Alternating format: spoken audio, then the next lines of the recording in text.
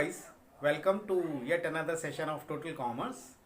और आज के टॉपिक में मैं डिविडेंड पॉलिसी को कंटिन्यू कर रहा हूं। हमने पिछले लेक्चर्स में डिविडेंड पॉलिसी में रेलेवेंस थ्योरी देखा था। रेलेवेंस थ्योरी में वॉल्टर और गॉर्डन पे डिस्कशन हमारा रहा था।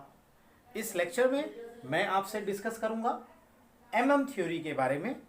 Let us discuss the theory of MM.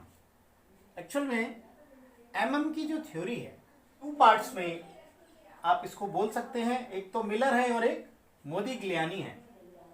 तो जो मिलर थे वो यूएसए के थे, 1923 में इनका बर्थ हुआ था। और जो मोदिग्लियानी थे वो अमेरिकन लेकिन बॉर्न इन इटली थे।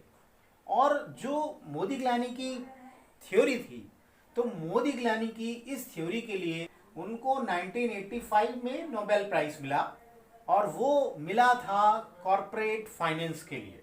तो इतना इंपॉर्टेंट इस थ्योरी का रहा था। यहाँ पर एमएम जो इरेलेवेंस थ्योरी है वो कहती है कि dividend policy does not affect the value of firm. सीधे सीधे इन्होंने थ्योरी तो दी डिविडेंड की, पॉलिसी तो दे रहे हैं ये डिविडेंड की, लेकिन साथ ही कह रहे हैं कि इस थ्योरी का रेलेवेंस कोई नहीं है डिविडेंड पॉलिसी से। There is no relevance of dividend on the value of the firm. किस पर रेलेवेंस नहीं है? रेलेवेंस किससे है? वैल्यू ऑफ फर्म का कोई रेलेवेंस नहीं है डिविडेंड पॉलिसी का। डिविडेंड पॉलिसी से कोई रेलेवेंस नहीं है वैल्यू ऑफ फर्म का। अब इन्होंने उसको जस्टिफाई करने के लिए क्या किया हुआ है, कुछ एजम्पशंस ली हुई हैं। इनकी एजम्पशंस क्या हैं? Perfect capital market, no transaction cost, information is freely available to the share holders. No transaction cost इन्होंने लिया। तो ट्रांजैक्शन कॉस्ट तो एक्चुअल होती ही है, ये तो मानना सही नहीं है कि ट्रांजैक्शन कॉस्ट नहीं होगी, लेकिन फिर भी इनकी एजम्पशंस में ये लिखा हुआ है। एक जो इंपॉर्टेंट एजम्पशन इनकी है, इन्होंने माना है R = K। ये बहुत इंपॉर्टेंट इनकी एजम्पशन है, इस पे अभी हम डिस्कशन करेंगे। इन्होंने जो इरेलेवेंस दिया डिविडेंड पॉलिसी और वैल्यू का, वो इन्होंने इस बेस पे किया कि जो डिविडेंड पॉलिसी है that is based on earning. इन्होंने कहा कि dividend is based on earnings. Dividend earnings पे बेस्ड है और अर्निंग जो पार्ट है वो है इन्वेस्टमेंट डिसीजन का।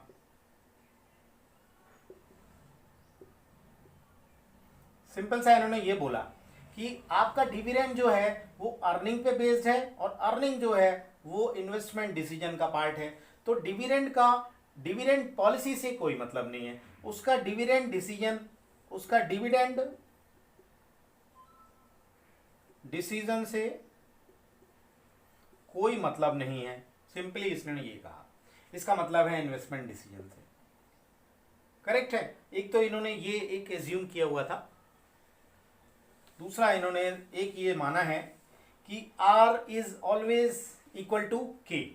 उन्होंने ये माना कि R हमेशा K के बराबर होगा। उसका बेस क्या था कि मान लीजिए दो फर्म है, एक लो यील्डिंग फर्म है, एक हाई यील्डिंग फर्म है।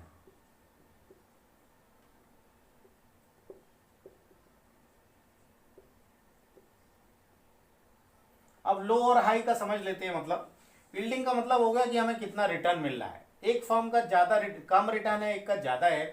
तो अगर किसी फर्म का कम है रिटर्न, मान लीजिए 90 है और इसका 100 है, तो लोग क्या करते हैं कि जो हाई यील्डिंग फर्म है उस पर स्विच करना शुरू कर देते हैं। ये मैं बता रहा हूं आपको आर्बिट्रेज प्रोसेस कैसे काम करता है। इनका जो क्रक्स है मॉडल का आर्बिट्रेज है। आर्बिट्रेज प्रोसेस का मतलब होता है कि जो लो यील्डिंग फर्म वाले शेयर्स हैं उनको हाई यील्डिंग फर्म वाले शेयर से रिप्लेस करता रहता है कोई भी इन्वेस्टर। और वो जब तक इन्वेस्ट करेगा जब तक R जो है K के बराबर नहीं हो जाएगा। तो हमेशा रिटर्न कॉस्ट ऑफ कैपिटल के बराबर होगा, ये इनका मानना था। ऐसा कैसे होता है कि जैसे लो यील्डिंग फर्म का 90 है, हाई यील्डिंग फर्म का 100 है प्राइस, तो व्यक्ति क्या करता है, इन्वेस्टर क्या करता है, जो हाई यील्ड जिसमें है ना उसमें इन्वेस्ट करता है। तो यहाँ से पैसा निकाल लेगा वो और वो स्विच कर जाएगा हाई यील्डिंग शेयर की तरफ। इससे एक्चुअल में इफेक्ट क्या पड़ता है कि जो हाई यील्डिंग शेयर्स हैं उनका प्राइस बढ़ने लगता है और ये जो बेचते हैं लोग इसका प्राइस कम होने लगता है। यहां पर इसकी डिमांड बढ़ती है और प्राइस इनका बढ़ जाता है, क्योंकि डिमांड के साथ वहां प्राइस बढ़ता है शेयर मार्केट में। और जो जिसकी शेयर की डिमांड ही नहीं है, आप उसको बेच के जा रहे हो तो उसका प्राइस कम होता जाता है। तो ये इसका एक रिलेशन है और ये सारे फॉर्म में मान के चलते हैं कि R is equal to cost of capital. दूसरा एक एजम्पशन इन्होंने लिया था, इन्होंने कहा था डिविडेंड पॉलिसी केवल जो स्प्लिट ऑफ अर्निंग है कि हम कितना रिटेन करें और कितना डिविडेंड के रूप में डिस्ट्रीब्यूट करें, तो इसका कोई सिग्निफिकेंस नहीं है वैल्यू ऑफ फर्म से, क्योंकि जो रिटेन करेंगे या आप डिविडेंड देंगे उसका कोई वैल्यू पे इफेक्ट नहीं पड़ेगा, इनका ये मानना था। यहां पर इन्होंने जो दिया कि R इक्वल टू के, इसका मतलब क्या होता है, ये कहते हैं कि कोई रिस्क डिफरेंस ही नहीं है।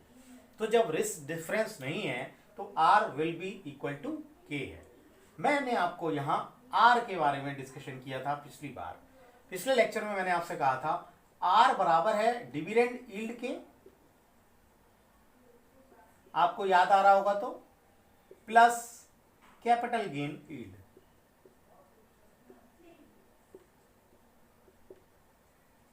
इजंट इट, मैंने यही तो बोला था कि आपका जो रिटर्न है वो किसके बराबर होगा।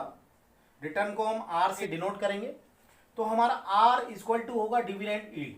अब डिविडेंड यील्ड का फॉर्मूला मैंने बताया था DIVI, या इसको लिख देते हैं हम D1 लिख देते हैं सिंपली, और यहां होगा P0, क्योंकि प्राइस को डिविडेंड से आप करेंगे तो रिटर्न आएगा, प्लस करेंगे आप। यहां पर कैपिटल गेन कैसे निकलता है, P1 minus P0 divide by P0। अब ये P1 और P0 क्या है इसको देख लेते हैं। P0 मैं बता चुका हूं price at the beginning of the year है, ये price of the beginning of the year, price of the beginning of the year.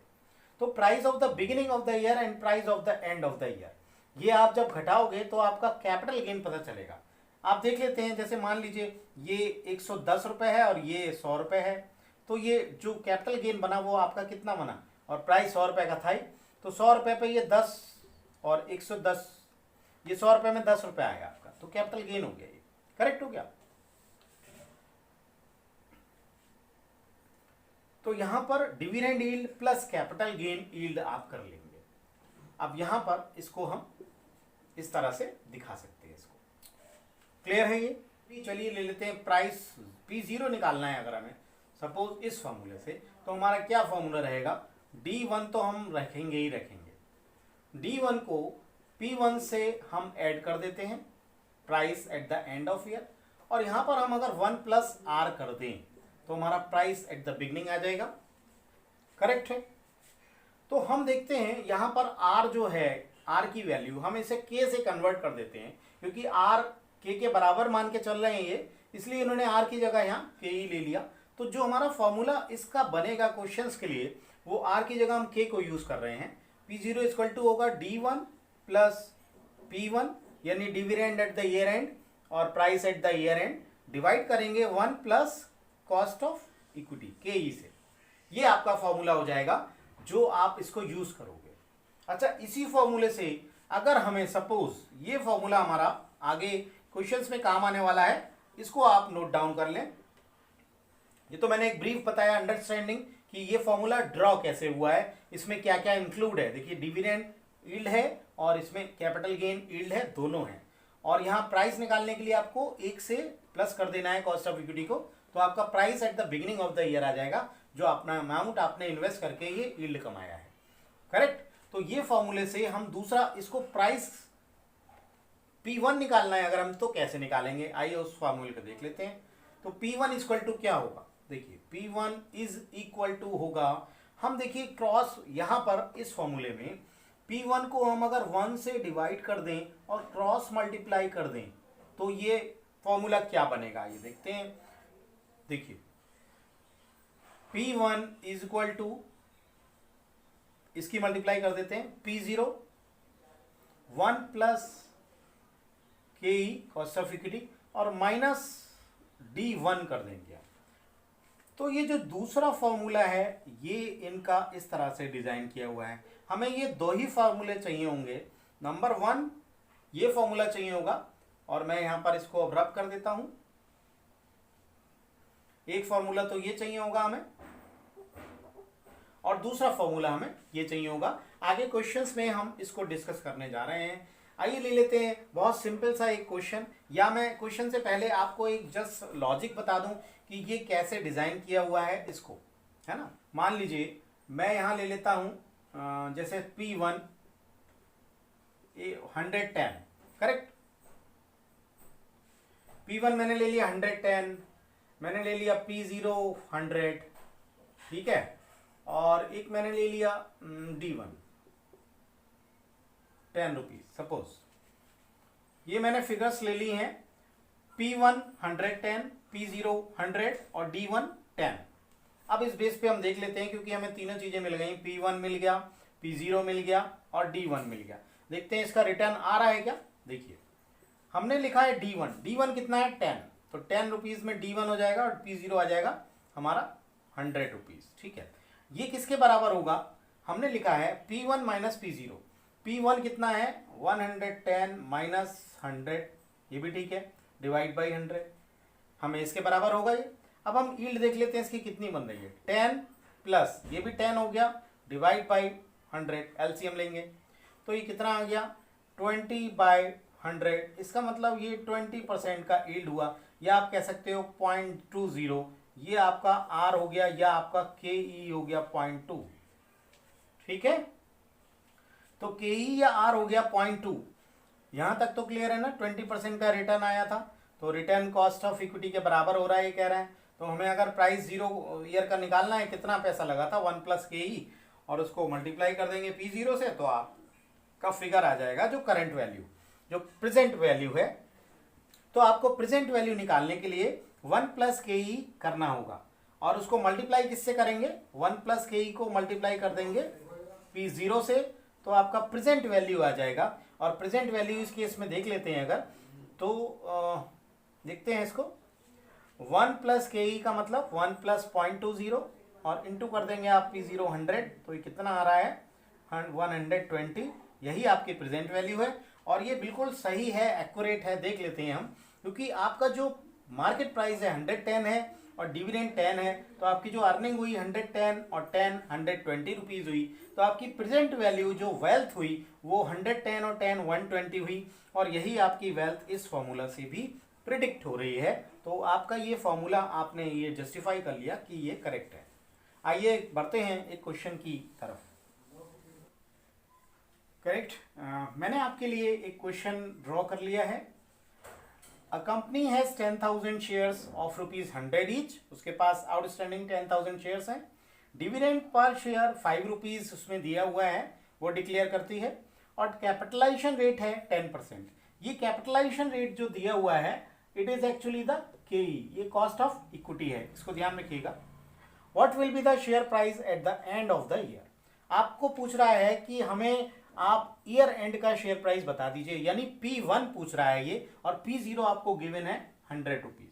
तो आपको इस क्वेश्चन में P0 दे रखा है 100, D1 दे रखा है 5, और जो आपको दे रखा है P1 ये पता नहीं है आपको, ये रिक्वायरमेंट आपको चाहिए। तो दो चीजें कह रहा है ये, what will be the share price at the end of the year if no dividend is declared. अगर कंपनी ने डिविडेंड डिक्लेयर नहीं किया है तब प्राइस बता दीजिए, और अ डिविडेंड इज डिक्लेयर्ड तब दोनों के केस में क्या प्राइस होगा। दूसरा क्वेश्चन इसका पूछ रहा है ये कि explain that as per approach the wealth of share holder is same whether dividend is paid और नॉट। कह रहा है कि क्या wealth of share holder same रहेगा अगर हम डिविडेंड डिक्लेयर करें या ना करें, क्योंकि इन्होंने जो अप्रोच ली थी, इन्होंने कहा था dividend does not affect the value of firm, तो वेल्थ पे कोई फर्क नहीं पड़ेगा, चाहे डिविडेंड पे करें चाहे ना करें, यही तो इनका क्रक्स है। तो आइए इसको चेक कर लेते हैं कि इस पे फर्क पड़ रहा है कि नहीं पड़ रहा है। हम आपको बता चुके हैं कि ये फॉर्मूला है, हमारा प्राइस दे रखा है P0 100, D1 दे रखा है 5 और P1 हमें पता ही नहीं है कितना है। हमें KE भी दे रखा है, ये है 10%, इसको 0.10 कर सकते हैं आप, करेक्ट है। हमें इस क्वेश्चन में चाहिए P1, ये हमें नहीं पता है, तो हम P1 वाला फॉर्मूला यूज करेंगे, ना कि हम P0 वाला। तो P0 का फॉर्मूला हमें याद है, हम P1 के फॉर्मूले को कन्वर्ट करना आपको बता चुका हूं, एक बार फिर से कर ले रहे हैं। P1 इज इक्वल टू होगा, इसका क्रॉस मल्टीप्लाई कर देंगे हम लोग, P0 ब्रैकेट शुरू 1 plus KE bracket close minus D1, यही तो फॉर्मूला था हमारा। तो हम इस फॉर्मूले को पुट कर लेते हैं यहां पर। देखिए P1 हमारा कितना है, हमें पता ही नहीं है कितना है, ठीक है। P0 तो हमें पता है 100 रुपीज है, ठीक है। 1 प्लस KE पता है, तो हम करेंगे 1 प्लस KE 0.10 है, ठीक है। माइनस D1 है, D1 कितना है, डिविडेंड जब आप पे नहीं करेंगे या पे करेंगे, तो पहले हम पे नहीं करेंगे। If no dividend is paid, first case निकाल रहे हैं हम कि जब डिविडेंड पे नहीं कर रहे हैं, तो हमें इस केस में तो D1 0 ले लेना है, नील, यानी कि हम इसको 0 ले लेते हैं, डिविडेंड पे ही नहीं किया, करेक्ट। इसको सॉल्व करेंगे तो P1 क्या आ रहा है, ये देख लेते हैं। 100 इंटू 1.10 माइनस 0, तो P1 आपको इस केस में मिलेगा 110, इज इट? ये करेक्ट है आपका। तो P1 110 आ रहा है। अब देख लेते हैं हम कि अगर दूसरा केस है कि डिविडेंड आपने पे किया है, फॉर्मूला तो यही रहेगा ना, फॉर्मूला तो यही रहेगा। अब देख लेते हैं डिविडेंड पे किया है तब क्या होगा। सेकंड फॉर्मूले को मैं यहां पर ड्रॉ कर दे रहा हूं, ये फॉर्मूला है सेकंड। P1 इज पता नहीं है, कैलकुलेट करेंगे। P0 तो पता है 100, 1 प्लस KE पता है, इसको माइनस D1 करेंगे। D1 आपको 5 रुपीज था, पता था, कर दिया। अब आपका प्राइस क्या हो गया देखते हैं। 100 इंटू 1.10 माइनस 5, P1 हो गया 110 माइनस 5, तो P1 आया आपका 105। आपने देखा यहां प्राइस आया 105, यहां प्राइस आया था 110। अब देख लेते हैं कि इनका टोटल वेल्थ कितना आया। बस ये फिनिश हो रहा है लेक्चर। देखिए प्राइस आपका था 110 और यहाँ कोई डिविडेंड नहीं दिया गया था। फर्स्ट केस में नो डिविडेंड इज डिक्लेयर्ड, तो डिविडेंड डिक्लेयर ही नहीं था, तो आपका टोटल वेल्थ जो कैपिटल गेन और जो डिविडेंड यील्ड है वो मिला के हुआ 110, करेक्ट। दूसरा केस देख लेते हैं, जब डिविडेंड आपने डिक्लेयर किया है 5 रुपीज का, यहाँ पर डिविडेंड नहीं था, यहाँ पर डिविडेंड है, तो आपने जब डिविडेंड डिस्ट्रीब्यूट किया 5 रुपीज का, तब आपका प्राइस 105 रह गया। अगर आप टोटल वेल्थ की बात करें शेयर होल्डर की, तो 105 का प्राइस है कैपिटल गेन और 5 रुपीज का डिविडेंड है, तो इट बिकम्स 110। तो आप डिविडेंड दे रहे हो तब भी 110 उसकी वेल्थ हो रही है, 105 एंड 5, ये वेल्थ हो गई 110 इसकी वेल्थ, और इसकी वेल्थ आप डिविडेंड नहीं दे रहे हो तब भी 110 है। तो इस थ्योरी का जो इरेलीवेंस है वो इससे डिपिक्ट हो रहा है कि share holders wealth will be unaffected, यानी dividend policy does not affect the value of the firm. आपकी वैल्यू यहाँ भी 110 आई, यहाँ भी 110 आई, और डिविडेंड इसमें था इसमें नहीं था। तो it is clearly stated that according to MM theory there is irrelevance of dividend policy. That means dividend policy does not affect the value of firm. So I hope this is clear to you. Thank you for watching my video, and please if you like then share and subscribe. Thank you.